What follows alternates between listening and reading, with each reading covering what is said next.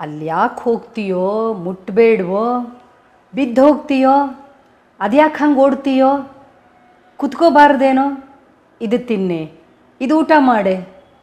ಇದು ಯಾರ ಡೈಲಾಗು? ಇವತ್ತು ತಂದೆ ತಾಯಿ ಮಕ್ಕಳಿಗೆ ಹೇಳುವ ಮಾತುಗಳು. ನಿಮಗೂ ನಗು ಬರ್ತಾ ಇದೆ. ಇದು ಪ್ರತಿ ಮನೆಯಲ್ಲೂ ಕೂಡ 1 ಅಥವಾ 2 ಮಕ್ಕಳಿರ್ತಾರೆ. 2 ಮಕ್ಕಳಿದ್ರೆ ಜಾಸ್ತಿ, ಒಂದೇ ಮಗು ಇರುತ್ತೆ. ಆ ಮಗು ಎಲ್ಲೂ ಹೋಗಬಾರ್ದು, ಬೀಳಬಾರ್ದು, ಪೆಟ್ಟು ಮಾಡ್ಕೊಳ್ಬಾರ್ದು, ಏನೂ ತಗುಲಿಸ್ಕೊಳ್ಬಾರ್ದು. ದೊಡ್ಡವ್ರು ಹಾಗೆ ನೀಟಾಗಿ ಕೂತ್ಕೊಂಡು ಊಟ ಮಾಡಬೇಕು. ಅದು ಹೀಗಿರಬೇಕು, ಹಾಗಿರಬೇಕು. ಮಕ್ಕಳ ಬಗೆಗೆ ವಹಿಸ್ತಾ ಇರುವಂತಹ ಅತಿಯಾದ ಕಾಳಜಿ ಅಥವಾ ಅವರು ತೋರಿಸ್ತಾ ಇರುವಂತಹ ಪ್ರೀತಿ, ಇದು ಮಕ್ಕಳಿಗೆ ಹಿಂಸೆಯಾಗ್ತಾ ಇದೆ. ಬಹುಶಃ ಇದು ತಂದೆ ತಾಯಿಗೆ ಗೊತ್ತಾಗ್ತಾ ಇಲ್ವೇನೋ. ಇಂತಹ ಒಂದು ಪೇರೆಂಟಿಂಗ್ ಅನ್ನೋದಿದೆಯಲ್ಲ, ಇದು ಮಕ್ಕಳಲ್ಲಿ ಯಾವ ರೀತಿಯಾದಂತಹ ಪರಿಣಾಮವನ್ನು ಬೀರುತ್ತೆ ಅನ್ನೋದನ್ನು ಪಾಲಕರು ಅರ್ಥ ಮಾಡಿಕೊಳ್ಳೇಬೇಕಾದಂತಹ ಅಗತ್ಯತೆ ಇದೆ. ಹಾಗಾಗಿಯೇ ಇವತ್ತು ಮಕ್ಕಳ ಬಗೆಗೆ ವಿಶೇಷ ಕಾಳಜಿ ವಹಿಸುವ, ಅದನ್ನೇ ಪ್ರೀತಿ ಎಂದು ಭಾವಿಸುವ, ಮಕ್ಕಳ ಮೇಲೆ ತೋರಿಸ್ತಾ ಇರುವಂತಹ ಪ್ರೀತಿ ಕಾಳಜಿಗಳೇ ಅವರಿಗೆ ಆತಂಕವೂ ಆಗುವಂತಹ ಪರಿಸ್ಥಿತಿಯಲ್ಲಿ ಇರುವಾಗ ಅಂತಹ ಒಂದು ಪೇರೆಂಟಿಂಗ್ ಬಗ್ಗೆ ಡಾಕ್ಟರ್ ಉಷಾ ಅವಸ್ತಾರಿ ಅವರು ನಮ್ಮ ಜೊತೆ ಮಾತನಾಡ್ತಾರೆ. ನೀವು ಕೊಟ್ಟಿದ್ದ ಎಕ್ಸಾಂಪಲ್ ತುಂಬ ಸರಿಯಾಗಿತ್ತು ಸುಧಾ. ಇದ್ರ ಬಗ್ಗೆ ನಾವು ತಿಳ್ಕೊಳ್ಳೋಕ್ಕಿಂತ ಮುಂಚೆ ಇದನ್ನು ಹೇಗೆ ಶುರುವಾಯಿತು ಈ ಕಾಳಜಿ, ವಿಪರೀತ ಕಾಳಜಿ ಏನೋ ಒಳ್ಳೆಯದು, ವಿಪರೀತ ಕಾಳಜಿ ಆದಾಗ ಏನಾಗುತ್ತೆ ಅನ್ನೋದನ್ನು ನೋಡೋಣ. ಸುಮಾರು ಅರೌಂಡ್ 1980s ವೆಸ್ಟಲ್ಲಿ ಒಂದು ಟೀನೇಜರ್ ಕಾಯಿನ್ ಮಾಡಿರೋ ಟರ್ಮು. ನಮ್ಮ ತಾಯಿ ನನ್ನ ಹೆಲಿಕಾಪ್ಟರ್ ಥರ ನಾನು ಎಲ್ಲಿ ಹೋದರೂ ಶಿ ಈಸ್ ಹವರಿಂಗ್ ಅರೌಂಡ್ ಮೀ ಅನ್ನೋದನ್ನು ಹೇಳಿದಾಗ, ಅದಾದಮೇಲೆ ಈಗ it is used in even psychological helicopter parenting ಅಂತ. ಉದ್ದೇಶ ಏನೋ ಒಳ್ಳೆಯದು. ಏನು ಉದ್ದೇಶ ಫಾರ್ ದ ಪೇರೆಂಟ್ಸ್? ಮಕ್ಕಳು ಸೇಫಾಗಿರಬೇಕು, ಅದಕ್ಕೆ ಅವ್ರು ಎಲ್ಲಿ ಏನು ಮಾಡ್ತಾಯಿದ್ರೂ ಗೊತ್ತಾಗಬೇಕು ಅನ್ನೋದನ್ನು. ಸೇಫಾಗಿರಬೇಕು, ಮಕ್ಕಳು ಸಕ್ಸೀಡ್ ಮಾಡಬೇಕು.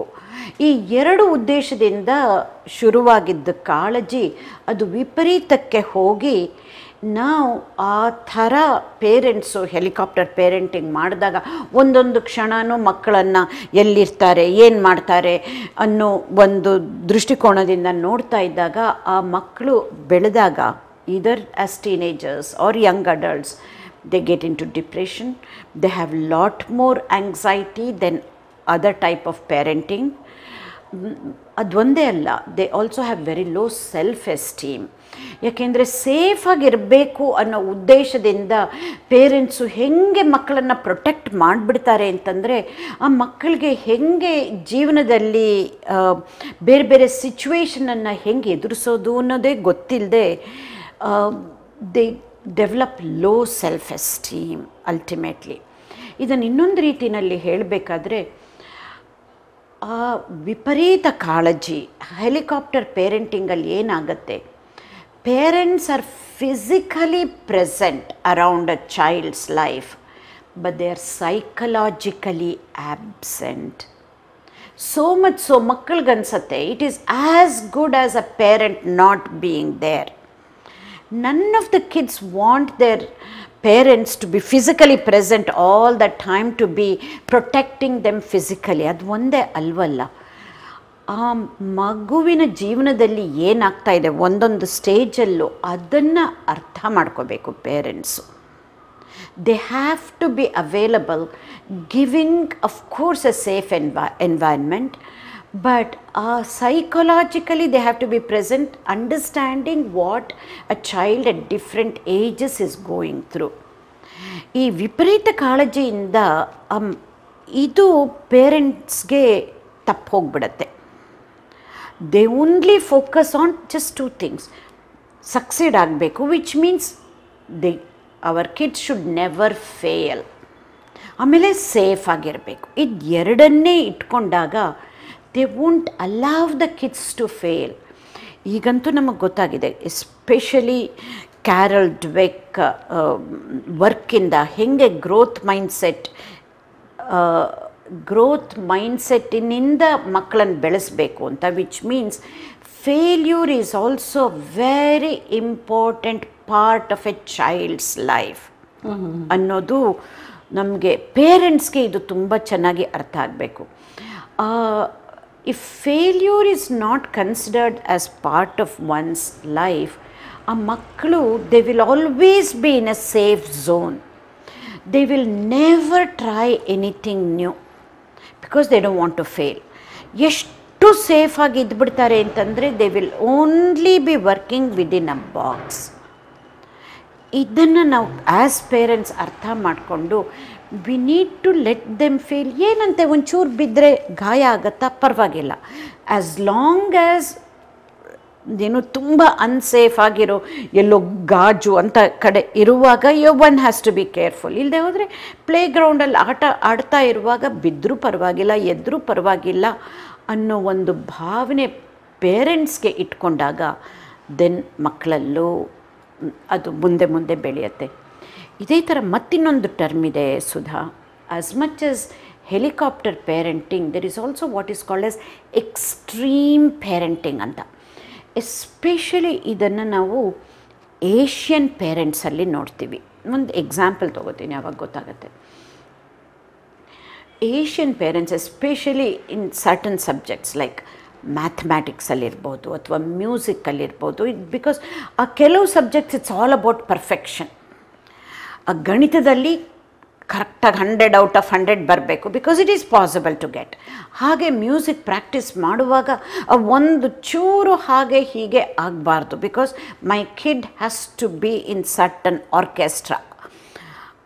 ಒಂದು ಯಾವುದೋ ಒಂದು ದೊಡ್ಡ ಉದ್ದೇಶ ಇಟ್ಕೊಂಡು ಮಕ್ಕಳನ್ನು ಬೇರೆ ಯಾವುದಕ್ಕೂ ಪ್ರಯತ್ನ ಪಡದೆ this is what is called extreme parenting ಅಂತ ಆ ಥರ ಬೆಳೆಸೋದಕ್ಕೆ ಶುರು ಮಾಡ್ತಾರೆ. That's another type of parenting. ಇದೆರಡೂ it is not very healthy for the children, nor is it healthy for the parents. ಇದನ್ನು ನಾವು ಆ್ಯಸ್ ಪೇರೆಂಟ್ಸ್ ಅರ್ಥ ಮಾಡಿಕೊಂಡು ಯಾವಾಗ ಮಕ್ಕಳಿಗೆ ಫ್ರೀಡಮ್ ಕೊಡಬೇಕು, ಎಷ್ಟು ಕೊಡಬೇಕು, ಯಾವ ಥರ it is not about being perfect ಅನ್ನೋದನ್ನು ನಾವು ಅರ್ಥ ಮಾಡ್ಕೋಬೇಕಾಗತ್ತೆ. ಹಾಗೆ Sudha, it's not just about being perfect, it is not about being perfect, but it is being excellent. That means ಎಕ್ಸಲೆನ್ಸ್ಗೆ ನಾವು ತುಂಬ ಇಂಪಾರ್ಟೆನ್ಸ್, ಪ್ರಾಮುಖ್ಯತೆ ಕೊಡಬೇಕಾಗತ್ತೆ. ಏನು ಎಕ್ಸಲೆನ್ಸ್ ಅಂದರೆ they will be competing with themselves. That means mirror will be their competition, not somebody else, not the next door kid or another kid sitting in front of me. ಅವರು ನಮ್ಮ comparators ಆಗಬಾರ್ದು. Mirror has to be our competition ಅಂತ parents ತಿಳಿಸ್ಕೊಡ್ಬೇಕಾಗತ್ತೆ. So rather than going for perfection, they should try to excel. ನಾನು ನಿನ್ನೆಗಿಂತ better ಆಗಿದ್ದೀನಾ, ಹೋದ ವರ್ಷದಕ್ಕಿಂತ better ಆಗಿದ್ದೀನಾ ಅನ್ನೋ ಒಂದು ಉದ್ದೇಶದಿಂದ ಬೆಳೆಸಿದಾಗ it is a much healthier way of raising the kid. ನಿಮ್ಮ ಮಾತು ಕೇಳಿದ ಮೇಲೆ ಬಹಳಷ್ಟು ಜನ ತಂದೆ ತಾಯಿಗೆ ತಾವು ಎಲ್ಲಿ ತಪ್ಪು ಮಾಡ್ತಾ ಇದ್ವಿ ಅನ್ನೋದು ಅರ್ಥವಾಗುತ್ತೆ. ಎಲ್ಲಕ್ಕಿಂತ ಮುಖ್ಯವಾಗಿ ಸೋಲು ಅನ್ನುವುದು, ಫೇಲ್ಯೂರ್ ಅನ್ನೋದು ಹೇಗೆ ನಮ್ಮ ಬದುಕಿನ ಭಾಗವಾಗಬೇಕು ಅನ್ನೋದನ್ನು ಮತ್ತು ಇದು ನಾವು ಕಲಿಯೋದಕ್ಕೆ ಎಷ್ಟು ಮುಖ್ಯ ಅನ್ನೋದನ್ನು ಅರ್ಥ ಮಾಡಿಸಿದ್ರೆ, ಅಂದರೆ ಸೋಲಿಗೆ ಇಷ್ಟು ದೊಡ್ಡ ಸ್ಥಾನ ಇದೆ ಅನ್ನೋದು ಅರ್ಥವಾಯಿತು. ಗೆಲುವಿಗಲ್ಲ, ಸೋಲಿಗೆ ಇರುವ ಸ್ಥಾನ ಬಹಳ ದೊಡ್ಡದು. ಆ ಸೋಲು ಅರ್ಥ ಮಾಡ್ಕೊಳ್ಬೇಕು, ಸೋಲನ್ನು ಕೂಡ ಹೇಗೆ ಸ್ವೀಕರಿಸಬೇಕು, ಇದನ್ನು ಇವತ್ತು ನಾವು ಮಕ್ಕಳಿಗೆ ಕಲಿಸಬೇಕಾಗಿದೆ. ಯಾಕೆ ನಾನು ಇಷ್ಟೊಂದು ಹೇಳ್ತಾ ಇದ್ದೀನಿ ಅಂದರೆ, ಇವತ್ತು ಸಣ್ಣ ಪುಟ್ಟ ವಿಚಾರಗಳನ್ನು ಮಕ್ಕಳದು ತನ್ನ ಸೋಲು ಅಂದ್ಕೊಂಡ್ಬಿಡ್ತಾರೆ. ಎಲ್ಲಿಯವರೆಗೆ ಅಂದರೆ, ತಂದೆ ತಾಯಿ ತನ್ನ ಮಾತನ್ನು ಕೇಳಲಿಲ್ಲ ಅಂದರೆ ಅದು ತನ್ನ ಸೋಲೇನು ಅನ್ನೋ ಹಾಗೆ. ಅವ್ರನ್ನ ಕನ್ವಿನ್ಸ್ ಮಾಡೋಕ್ಕಾಗಲಿಲ್ಲ, ಅದು ನನ್ನ ಸೋಲು.